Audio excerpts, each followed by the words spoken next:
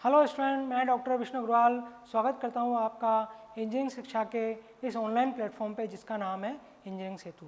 तो स्टूडेंट, इस इंजीनियरिंग सेतु में हम पढ़ रहे हैं आपका मनपसंद सब्जेक्ट जिसका नाम है स्ट्रेंथ ऑफ मटेरियल। मैकेनिकल में ये मैकेनिक्स ऑफ सॉलिड के नाम से भी चलता है। दोनों के जो सिलेबस हैं वो थोड़ा 80% मैच करते हुए हैं, कुछ टॉपिक सिविल में अलग हैं। ठीक है, सिविल में ये स्ट्रेंथ ऑफ मटेरियल के नाम से है और मैकेनिकल में ये मैकेनिक्स ऑफ सॉलिड के नाम से है। ठीक है, तो इससे पहले के जो वीडियो हैं स्टूडेंट, उसमें हमने बात की थी स्ट्रेस क्या होते हैं, स्ट्रेन क्या होते हैं, कितने टाइप के स्ट्रेस और स्ट्रेन होते हैं। अब हम बात करेंगे different mechanical properties of the material. कौन कौन सी मैकेनिकल प्रॉपर्टीज़ मटेरियल की होती है जो कि स्ट्रेंथ ऑफ मटेरियल के हिसाब से, स्ट्रेंथ ऑफ मटेरियल सब्जेक्ट के हिसाब से बहुत इंपॉर्टेंट है। तो देखिए कौन कौन सी प्रॉपर्टीज़ हम बात करेंगे। तो इसका मैंने पहले आपको बताया था, elasticity and elastic limit, plastic limit, Hooke's law, lateral strain and Poisson ratio. तो ये कुछ टॉपिक्स हैं जिन पे हम आज डिस्कशन करने वाले हैं। तो ये मैकेनिकल प्रॉपर्टीज़ हैं मटेरियल की। तो देखिए, सबसे पहले हम बात करते हैं इलास्टिसिटी की। तो इलास्टिसिटी क्या होती है? इलास्टिक आपने देखा है स्टूडेंट, इलास्टिक क्या होता है? इलास्टिक है जैसे रबर बैंड है, इलास्टिक को आप खींचते हैं फोर्स लगा के, पुल फोर्स लगाया मैंने, उसको खींच लिया। ठीक है, तो वो इलास्टिक जैसे आप फोर्स लगाओगे खिंच जाएगा, जैसे आप फोर्स हटाओगे वो इलास्टिक अपनी ओरिजिनल लेंथ में आ जाएगा। तो सेम जो प्रॉपर्टी है वो मटेरियल की भी होती है। किस तरह के मटेरियल होते हैं? डक्टाइल मटेरियल होते हैं। ठीक है, उनकी प्रॉपर्टी इस तरह की होती है। तो उसमें क्या होता है, उन मटेरियल्स में अगर हम उस मटेरियल में फोर्स लगाते हैं तो उस फोर्स के कारण मटेरियल में डिफॉर्मेशन होता है, उसकी लेंथ इंक्रीज हो जाती है। लेकिन जैसे हम फोर्स हटाते हैं वो वापस अपनी ओरिजिनल शेप में आ जाता है। तो इस तरह की जो प्रॉपर्टी है जो कि सिमिलर टू इलास्टिक है, सिमिलर टू रबर बैंड है, दैट इज कॉल्ड इलास्टिसिटी। ठीक है, तो ये जो वापस अपनी शेप में क्यों आया है, वो इंटरमोलिकुलर फोर्स के कारण आया है। तो इसमें मैंने बताया था कि जब भी किसी मटेरियल पे आप फोर्स लगाते हैं उस फोर्स के अगेंस्ट में इंटरमोलिकुलर जो फोर्सेस होते हैं, अट्रैक्शन फोर्स, वो एक रेजिस्टेंस जनरेट करते हैं। तो वो रेजिस्टेंस अप्लाइड फोर्स के अपोजिट डायरेक्शन में होता है। ठीक है, तो वो जो इंटरमोलिकुलर अट्रैक्शन फोर्स हैं वो उस बॉडी को वापस अपनी शेप में लाने की कोशिश करते हैं, है ना। उसी के कारण बॉडी क्या होगा, बॉडी वापस अपनी शेप में आ जाएगी, है ना। वापस उसकी जो लेंथ है वो रिड्यूस होके ओरिजिनल लेंथ तक आ जाएगी। तो देखिए, whenever some external forces, external force का है या सिस्टम ऑफ फोर्स का है, acting on a body, it undergoes some deformation.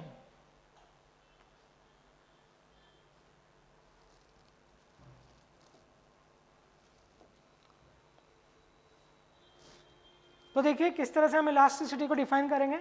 Whenever some external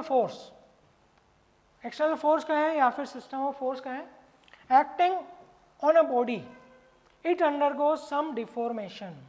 तो जैसे हमने फोर्स लगाया, मान लीजिए ये बॉडी है, इस पर हमने फोर्स लगाया, इस फोर्स के कारण इस बॉडी में क्या हो गया, डिफॉर्मेशन हो गया। किस तरह का डिफॉर्मेशन हुआ, इसकी जो लेंथ है वो इंक्रीज हो गई, मान लीजिए इतनी इंक्रीज हो गई। ठीक है, ये इसकी लेंथ इंक्रीज हो गई, तो ये डिफॉर्मेशन हो गया। इफ दीज फोर्सेस रिमूव्ड, अब हम क्या करेंगे, अगर इन फोर्सेस को मैं रिमूव कर देता हूँ, इन फोर्सेस को मैं हटा देता हूँ, then body brings back to its original position. जैसे मैं फोर्स हटाऊंगा ये बॉडी वापस अपनी ओरिजिनल शेप में आ जाएगी, यानी जितना भी डिफॉर्मेशन इसमें हुआ था वो वैनिश हो जाएगा। ठीक है, वो डिफॉर्मेशन खत्म हो जाएगा। फोर्स हटाया तो डिफॉर्मेशन खत्म हो गया। ठीक है, तो इस तरह की जो प्रॉपर्टी है मटेरियल की, दैट इज कॉल्ड इलास्टिसिटी। तो ये इलास्टिसिटी का जो प्रॉपर्टी है वो क्यों आया है, क्योंकि इंटरमोलिकुलर जो फोर्सेस हैं, जैसे आप इसको फोर्स लगाते हैं और खींचते हैं, इंटरमोलिकुलर फोर्सेस जो होते हैं मटेरियल के, वो उसको वापस अपनी शेप में लाने की कोशिश करते हैं। ठीक है, और अगर आपने एक पर्टिकुलर रेंज, यानी उसके जो इंटरमोलिकुलर फोर्सेस हैं उससे कम फोर्स अगर आपने अप्लाई किया है, तब तो इंटरमोलिकुलर फोर्स उसको एडजस्ट करके वापस बैलेंस करके अपनी ओरिजिनल शेप में ले आएंगे। लेकिन अगर आपने फोर्स ज़्यादा लगाया है जो कि इंटरमोलिकुलर फोर्स बैलेंस नहीं कर पा रहे हैं, तो फिर उस बॉडी में परमानेंट डिफॉर्मेशन हो जाएगा। फिर वो बॉडी की जो इलास्टिक प्रॉपर्टी है वो उसमें नहीं रहेगी, वो क्या हो जाएगा, प्लास्टिक हो जाएगा। क्योंकि प्लास्टिक में आप क्या करते हो, प्लास्टिक को जैसे आप खींचते हो तो वापस वो ओरिजिनल शेप में नहीं आता है। तो इस तरह का जो प्रॉपर्टी है दैट इज़ कॉल्ड प्लास्टिसिटी। सबसे पहले हम बात करें इलास्टिसिटी की। तो अगर बॉडी में अगर हमने फोर्स लगाया तो बॉडी डिफॉर्म हो गई, फोर्स हटाया तो बॉडी में से डिफॉर्मेशन वेनिश हो गया, वापस वो ओरिजिनल शेप में आ गया। This property is called elasticity, इसको हम इलास्टिसिटी कहेंगे। अब हम बात करते हैं इलास्टिक लिमिट, किस फोर्स तक मटेरियल इलास्टिसिटी शो करेगा। ऐसा नहीं है कि हम फोर्स बढ़ाते जा रहे हैं। मान लीजिए कि पहले मैंने 50 न्यूटन का फोर्स लगाया, बॉडी ने बैलेंस कर लिया, वापस ओरिजिनल शेप में आ गया। फिर मैंने 100 न्यूटन का लगाया, बॉडी ने बैलेंस कर लिया, वापस ओरिजिनल शेप में आ गया। मान लीजिए मैंने 200 न्यूटन लगाया, लेकिन अगर 200 न्यूटन इंटरमोलिकुलर फोर्सेस की लिमिट नहीं है तो बॉडी अब अपनी ओरिजिनल शेप में नहीं आएगी, ठीक है। क्योंकि इस फोर्स को बैलेंस कौन कर रहा है, इंटरमोलिकुलर फोर्स।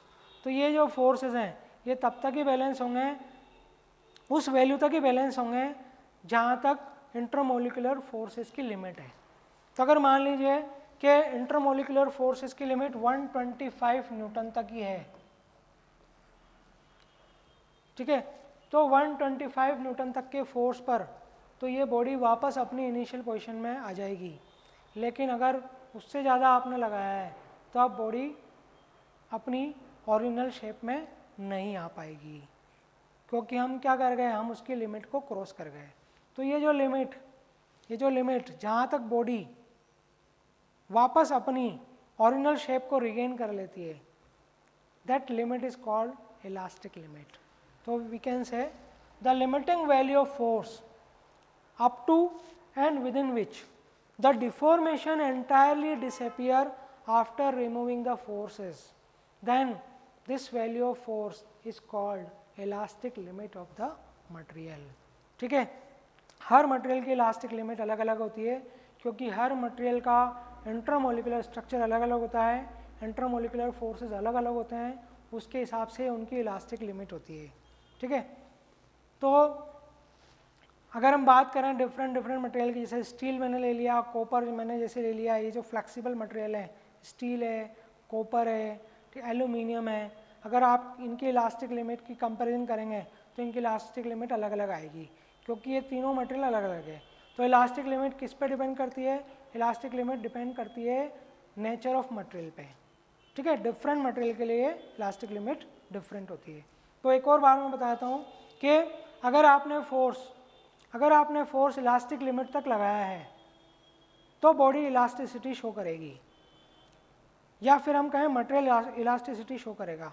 लेकिन अगर आपने फोर्स इलास्टिसिटी उसकी इलास्टिक लिमिट के बियॉन्ड लगाया है, यानी उससे ज़्यादा लगाया है, तो फिर अब मटेरियल इलास्टिसिटी शो नहीं करेगा। थोड़ी बहुत शो करेगा, लेकिन पूरी तरह से उसका डिफॉर्मेशन वैनिश नहीं होगा, उसका डिफॉर्मेशन डिसअपीयर नहीं होगा, कुछ डिफॉर्मेशन उसमें रह जाएगा, ठीक है। तो अगर डिफॉर्मेशन रह गया तो ये जो प्रॉपर्टी है that is called plastic force, plastic limit, या फिर हम कहें प्लास्टिसिटी। तो देखिए नेक्स्ट हम बात करते हैं प्लास्टिक लिमिट की। तो अगर हमने इलास्टिक लिमिट के बियॉन्ड फोर्स लगाया है तो अब बॉडी क्या होगी, अब बॉडी वापस पूरी तरह से अपनी ओरिजिनल शेप में नहीं आएगी, कुछ डिफॉर्मेशन डिसअपीयर हो जाएगा, सारा डिफॉर्मेशन डिसअपीयर नहीं होगा, यानी कुछ ना कुछ उसमें परमानेंट डिफॉर्मेशन रह जाएगा, ठीक है। तो ये जो आया था ये है टेम्पररी डिफॉर्मेशन, जो कि अंडर द इलास्टिक लिमिट आता है। तो इलास्टिक लिमिट के अंदर तो सिर्फ टेम्पररी डिफॉर्मेशन आएगा, लेकिन इलास्टिक लिमिट से बाहर आपने फोर्स लगाया है तो फिर परमानेंट डिफॉर्मेशन आएगा। तो परमानेंट डिफॉर्मेशन को हम कहते हैं प्लास्टिसिटी। तो if the load is beyond the elastic limit then the material gets into plastic stage. मैंने आपको बताया प्लास्टिक क्या होता है, प्लास्टिक में अगर आप खींचते हैं तो प्लास्टिक वापस अपनी शेप में आता है क्या, नहीं आता है। वही चीज़, इसी प्रॉपर्टी को हम प्लास्टिसिटी कहते हैं। तो मटेरियल में भी इस तरह की प्रॉपर्टी होती है कि अगर आपने load beyond the elastic limit लगाया है देन द मटेरियल पूरी तरह से अपनी डिफॉर्मेशन को डिसअपीयर नहीं करेगा, कुछ परमानेंट डिफॉर्मेशन उसमें रह जाएगा, यानी मटेरियल परमानेंटली डिफॉर्म हो गया, उसकी जो साइज़ है वो परमानेंटली चेंज हो गई। परमानेंटली चेंज हो गई इसका मतलब वो परमानेंटली डिफॉर्म हो गया, ठीक है। तो if the load is beyond the elastic limit then the material gets into plastic stage. इस स्टेज को जिसमें परमानेंटली डिफॉर्मेशन हो गया है, this stage is called plastic stage. In this stage deformation does not entirely disappear. मैंने आपको बताया भी है कि पूरी तरह से डिफॉर्मेशन डिसअपियर नहीं होगा, ठीक है। आफ्टर रिमूविंग द फोर्सेस और लोड, आपने फोर्स और लोड हटा भी दिए हैं तो भी अब डिफॉर्मेशन पूरी तरह से डिसअपियर नहीं होगा, क्योंकि अब बॉडी किस में आ गई, प्लास्टिक स्टेज में आ गई। So there is always some permanent deformation that remains in the material after the removal of the load, this is called plastic limit of the material. तो ये plastic limit of the material कहलाएगी, जिसमें उसमें permanent deformation आ जाएगा। Next हम बात करते हैं हुक्स लॉ की। तो हुक्स एक साइंटिस्ट था जिसने बताया कि स्ट्रेस और स्ट्रेन का रिलेशनशिप क्या होता है। अगर तो उसने ये जो उसने अपने एक्सपेरिमेंट से बताया, तो उसने एक्सपेरिमेंट कहाँ तक किए, उसने अपने एक्सपेरिमेंट से बताया इलास्टिक लिमिट तक उसने एक्सपेरिमेंट किए। तो उसने ये बताया कि under the elastic limit, under the elastic limit, ध्यान रहे इलास्टिक लिमिट के अंदर फोर्स लगा रहे हैं हम। Hooke's law under the elastic limit he valid है, उसके बाद वैलिड नहीं है, ठीक है। तो अंडर द इलास्टिक लिमिट अगर हम किसी मटेरियल पे फोर्स लगा रहे हैं, उस फोर्स के कारण जो स्ट्रेस डेवलप होगा, उस फोर्स के कारण जो स्ट्रेन डेवलप होगा, वो आपस में क्या होंगे, प्रोपोर्शनल होंगे, यानी डायरेक्टली प्रोपोर्शनल होंगे। इसका मतलब है it gives a relationship between stress and strain. तो हुक्स लॉ क्या कहता है, when a material is loaded with in the elastic limit.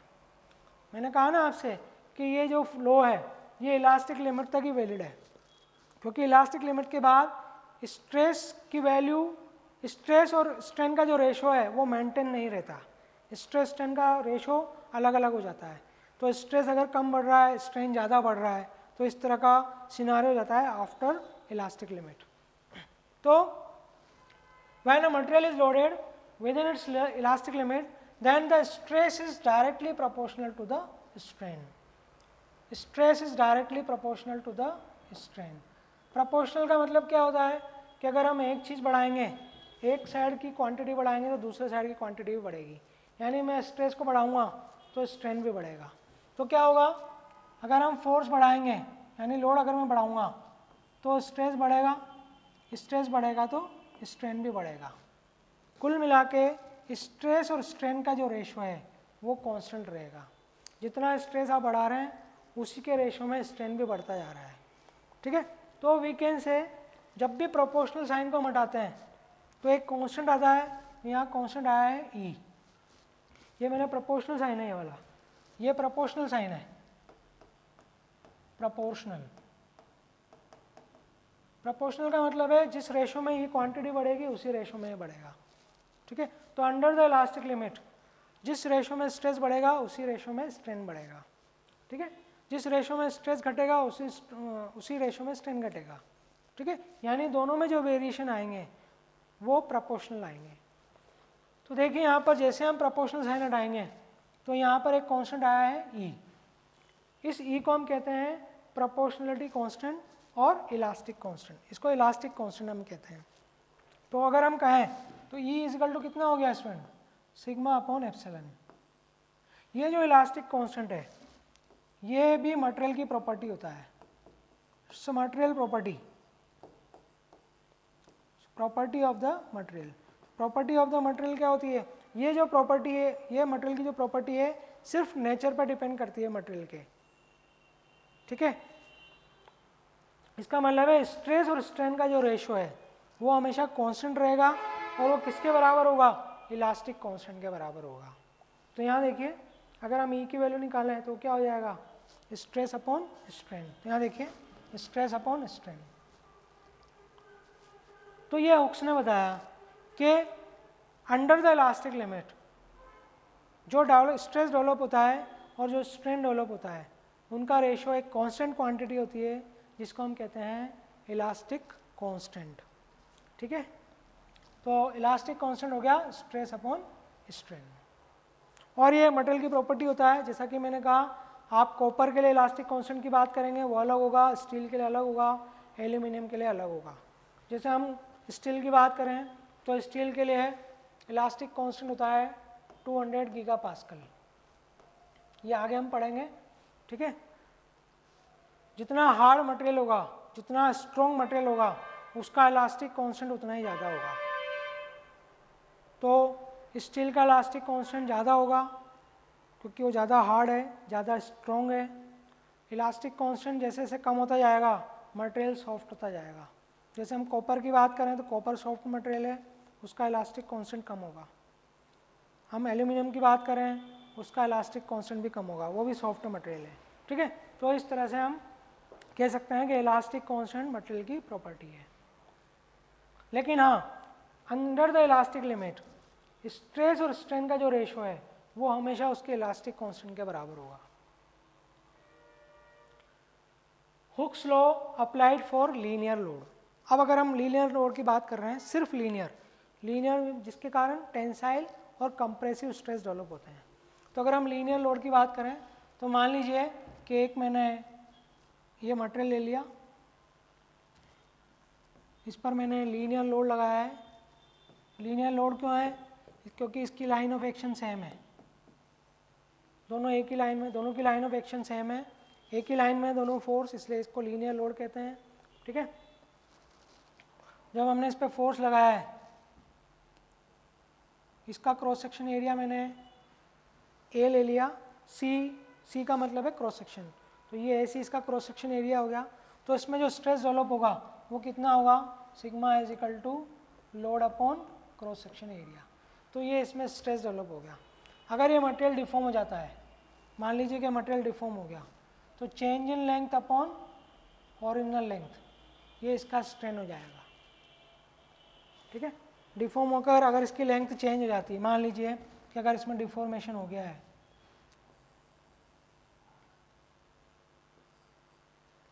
ठीक है, तो डिफॉर्म होके इसकी लेंथ कितनी हो गई? इसकी डिफॉर्म लेंथ हो गई एल प्लस डेल्टा एल। पहले इसकी लेंथ थी एल, है ना, पहले इसकी लेंथ थी एल, अब हो गई एल प्लस डेल्टा एल। तो ये हो गया change in length upon original length, ये हो गया इसका स्ट्रेन। अब हुक्स लॉ क्या कहता है? Under the elastic limit ratio of linear stress दोनों हो सकते हैं, टेंसाइल भी हो सकता है और कंप्रेसिव भी हो सकता है, to the linear strain is a constant which is called elastic constant और यंग्स मॉडुलस। तो लीनियर के केस में जो इलास्टिक मॉडुलस है वो यंग्स मॉडुलस होता है, ठीक है। लीनियर के केस में जो इलास्टिक मॉडुलस होता है उसको हम कहते हैं यंग्स मॉडुलस। तो लीनियर के केस में जो इलास्टिक कांस्टेंट है वो होगा यंग्स मॉडुलस। तो इसका मतलब है under the elastic limit Young's modulus is equal to linear stress upon linear strain. और लीनियर स्ट्रेस कितना है? P अपॉन AC, ठीक है। और स्ट्रेन कितना है? Del L upon L. तो E इज इक्वल टू हो गया PL upon del L into AC। यहाँ से चेंज इन लेंथ आप निकाल सकते हैं, तो इसको आप रीअरेंज करेंगे तो DL बराबर हो जाएगा PL upon AE, PL upon AE। ये फॉर्मूला आप ध्यान रखें स्टूडेंट, न्यूमेरिकल में काफ़ी काम आएगा आपके पास। ये change in length is equal to कितना लोड हमने अप्लाइड किया है, उसकी ओरिजिनल लेंथ कितनी है, उसका क्रॉस सेक्शन एरिया कितना है और उसका यंग्स मॉडुलस कितना है, यानी इलास्टिक कांस्टेंट कितना है, ठीक है। तो ये जो रेशो है that will give the value of change in length. तो इस तरह से हम चेंज इन लेंथ इसमें फाइंड कर सकते हैं, ठीक है। अब देखिए, अगर मैं इस रेशो को, इसका मैं अगर स्ट्रेस स्ट्रेन डायग्राम बनाऊँ student, under the elastic limit बना रहा हूँ बस, ठीक है। अगर अंडर द इलास्टिक लिमिट इसका अगर हम डायग्राम बनाएं तो देखो किस तरह से बनेगा। यहाँ मैं ले लेता हूँ स्ट्रेस और यहाँ ले लेता हूँ मैं स्ट्रेन। अब जैसे जैसे मैं फोर्स बढ़ाऊँगा, मान लीजिए हमने फोर्स बढ़ाना शुरू किया, जैसे जैसे आप फोर्स बढ़ाएंगे उसका स्ट्रेस बढ़ता जाएगा और उसी रेशो में उसका स्ट्रेन भी बढ़ता जाएगा। तो ये डायग्राम आपका बनेगा, ये होगा sigma is proportional to epsilon, stress is proportional to strain. तो देखिए अगर किसी पॉइंट पर मैं स्ट्रेस और स्ट्रेन की अगर बात करूं, तो देखिए ये तो हो गया स्ट्रेन और ये हो गया स्ट्रेस। यहाँ पर बात करें तो ये तो हो गया स्ट्रेन और ये हो गया स्ट्रेस।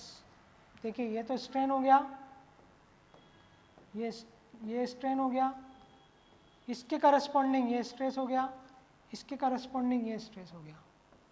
ठीक है, ये डायग्राम बन गया आपका, ये स्ट्रेट लाइन कर्व मिलेगा अगर आप। तो अगर मैं फोर्स बढ़ा रहा हूँ और अगर आप स्ट्रेस किसी मोमेंट पर स्ट्रेस और स्ट्रेन की वैल्यू आप नोट करते चलें, लेकिन अंडर द इलास्टिक लिमिट जो फाइनल जो फोर्स, ये जो सारे फोर्स हैं ये इलास्टिक लिमिट के अंदर ही हैं। तो जैसे मैंने 10 न्यूटन लगाया, उस पर स्ट्रेस स्ट्रेन नोट कर लिया आपने, फिर मैंने 20 न्यूटन लगाया, फिर स्ट्रेस स्ट्रेन नोट कर लिए। इस तरह से आप नोट करते जाएंगे तो आपको ये कर्व मिलेगा, एक स्ट्रेट लाइन। तो अगर हम इसका रेशो लें सिग्मा 1 अपॉन एप्सिलॉन 1 का, फिर मैंने तो ये इलास्टिक कांस्टेंट के बराबर हो जाएगा। फिर मैं सिग्मा 2 और E2 का अगर लूँगा एप्सिलॉन 2 का रेशो, तो ये भी किसके बराबर आएगा, इलास्टिक कांस्टेंट का। इसका मतलब है कि अंडर द इलास्टिक लिमिट किसी भी पॉइंट पर, किसी भी पॉइंट ऑफ टाइम पर अगर मैं स्ट्रेस और स्ट्रेन का रेशो करूँगा तो वो किसके बराबर आएगा, वो आएगा इलास्टिक कांस्टेंट के बराबर, क्योंकि ये कांस्टेंट रेशो होगा। ठीक है, तो under the elastic limit stress और स्ट्रेन का एक रेशो कांस्टेंट रहता है हमेशा, जिसको हम कहते हैं, जो किसके बराबर होता है, इलास्टिक कांस्टेंट के बराबर। तो अगर आपको स्ट्रेस स्ट्रेन डायग्राम आए अंडर द इलास्टिक लिमिट, तो आपको ये स्ट्रेट लाइन कर्व बनाना है, ये वाला कर्व बनाना है ना। फ्रेंड आप मेरे साथ बने रहिए, मेरी वीडियो के साथ बने रहिए, मेरे वीडियो को सब्सक्राइब कीजिए। जितना आप सब्सक्राइब करेंगे मेरा मोटिवेशन उतना ही बढ़ेगा और आपके लिए मैं नए नए वीडियो लाता रहूँगा। नमस्कार।